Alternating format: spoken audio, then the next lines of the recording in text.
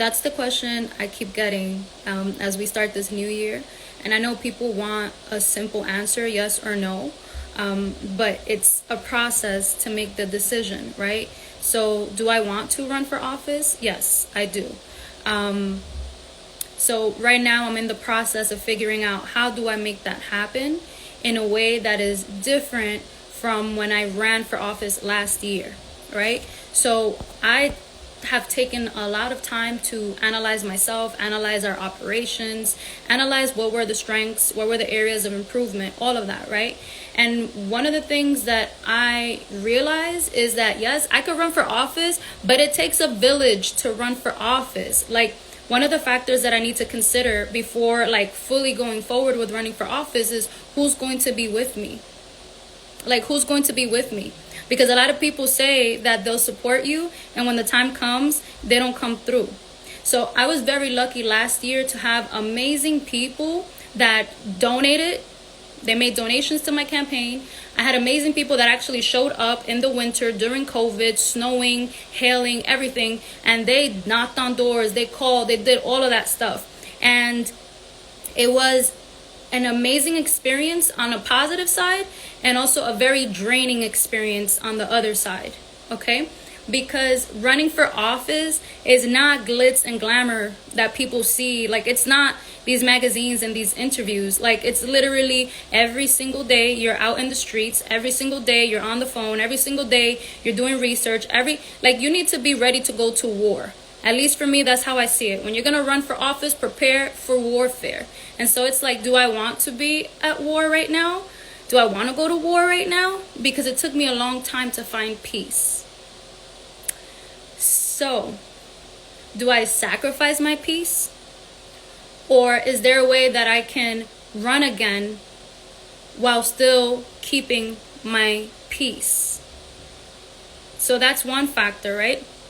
Another factor, like I said, it takes a village. So even though I had amazing people that supported, there were also people that they crumbled right at very key moments. So for example, I have people that were like, Nayma, I'm with you, I'm riding with you, let's go, whatever you need. I'm like, cool, let's go door knocking. We got to talk to voters at home. They're like, yeah, that's not my thing. I'm like, okay, no problem. So if you don't want to be knocking on people's doors, we could go out in the street and talk to people in the street. Cool. Yeah, no, I don't really want to be out in the street. I'm like, okay, no problem. So you can make calls. We can do phone banking. That's another thing that we can do that's important for a campaign.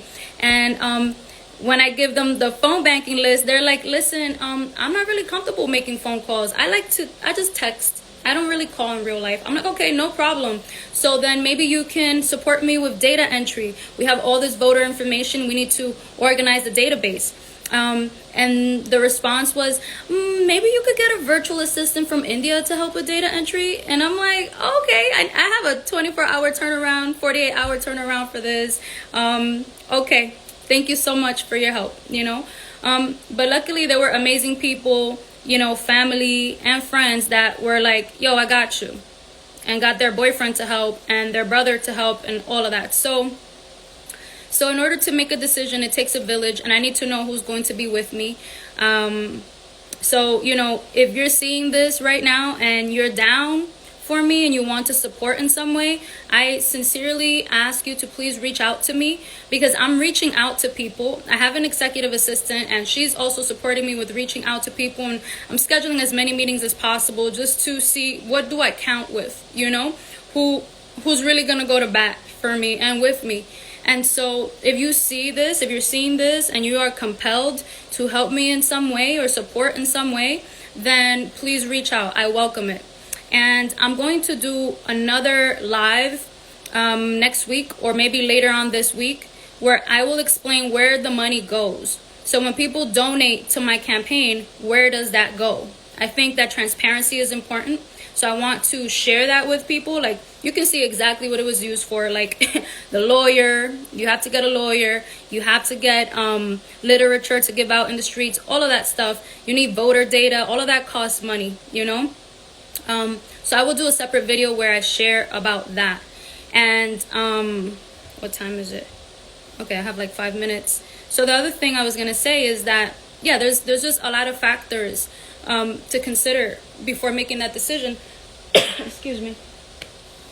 Before making that decision of running for office, you know, because on a personal side it's very taxing. It takes away time from family. It takes away time that I would be spending with my husband, you know, like it takes away time that I would be spending doing something else. Like I want to be more, I want to do more with my creativity. Like, believe it or not, I have music. I have music that's coming out. I have art that's coming out. I have a book coming out. So I'm not afraid to say this because these things are already done. And there's no force that can cancel this, and I've already done it. So it's done, it's coming. And that's part of Nayma. Like, that's who I really am. And one of the biggest things for me is not wanting to sacrifice who I am for politics. And I feel like for a long time I have dimmed my light a little bit just to fit what certain voters would want from a representative. Or like, what I mean by that, for example, is like, yo, I have tats, right?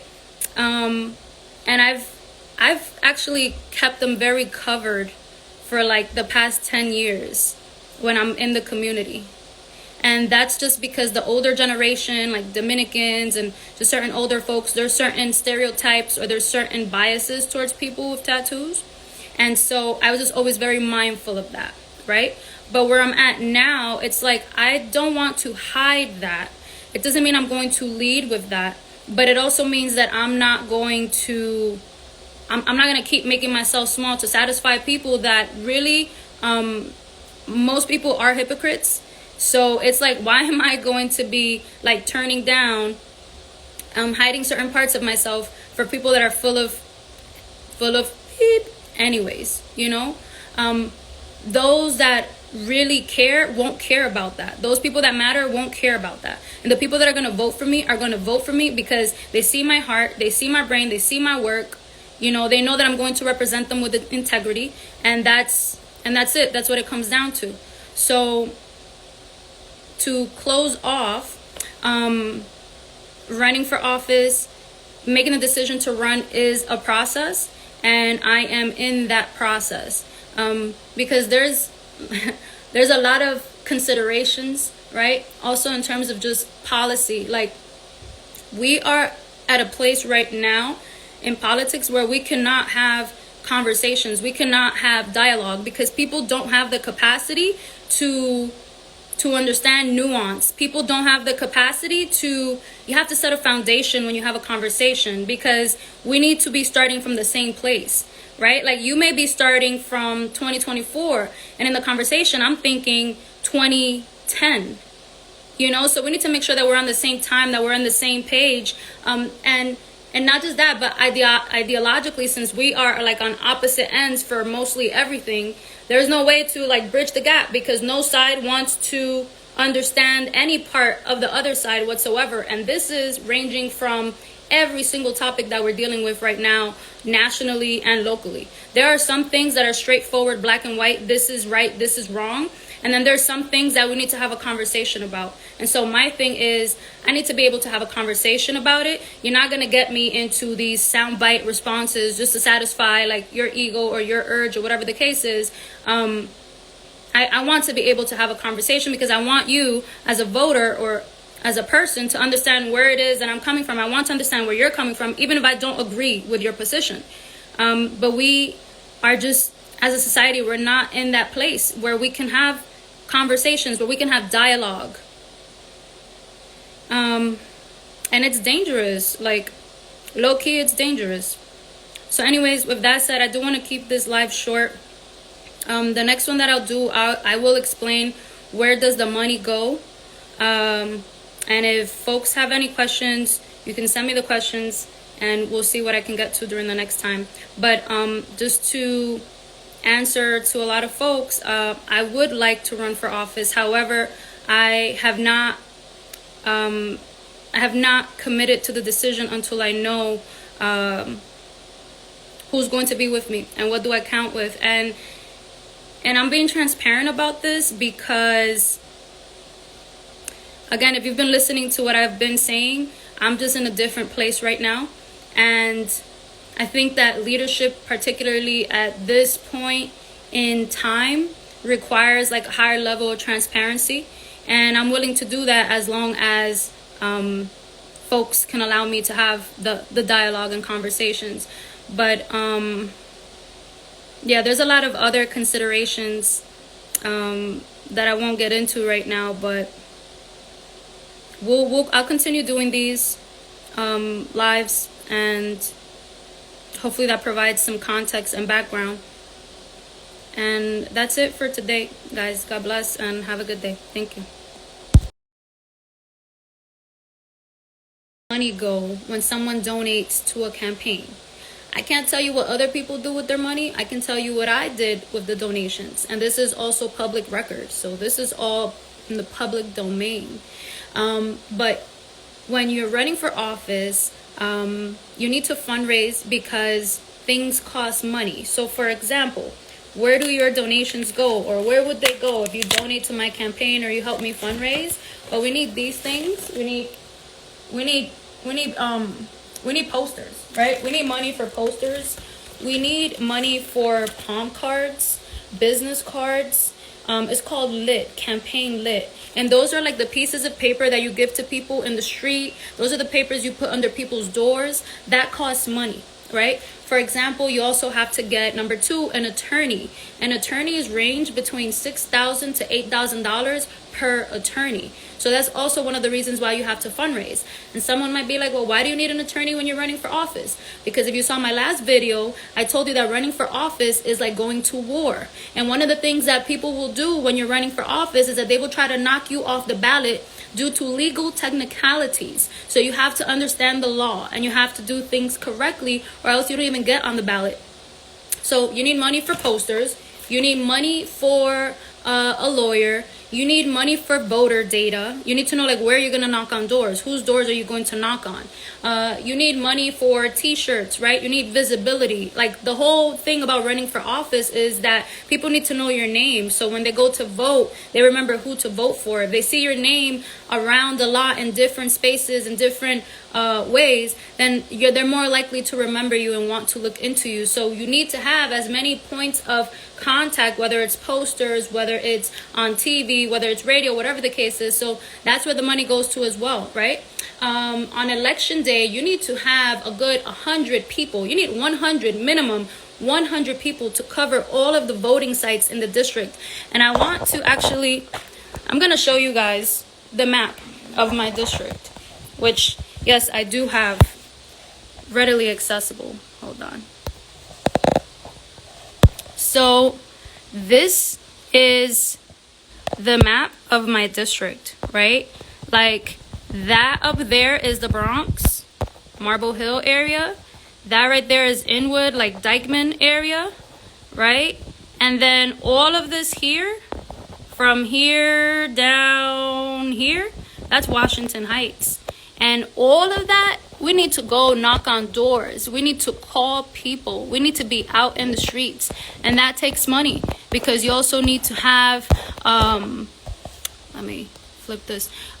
You also need to have like retractable banners, and you need to have little gazettes so that when you're outside, you're protected from the elements. So these are all like some of the ways that money is used in a campaign, and that's how I've used the money in the campaign. So that's basically where your money is going. It doesn't go to my pockets. It doesn't cover any of my bills. Like I have to pay for my own stuff myself. But yeah, so that is where the money goes. You also have to print out petitions, so there's printing costs associated with that. You want to have you want to be able to pay for your volunteers if they need transportation. You want to be able to cover that. You want to be able to offer them food and snacks. You know, you got to take care of your people, and that costs money. And on election day, you have to also pay people. Some people volunteer, and some people, they really need the money, and you have to be able to pay them as well. So just wanted to do this quick video so folks understand like where does the money go when you know, when I ask for a donation, where does that money go? If you have any questions, please let me know. And I think that's it for now. Thank you, guys. Run for office in 2020.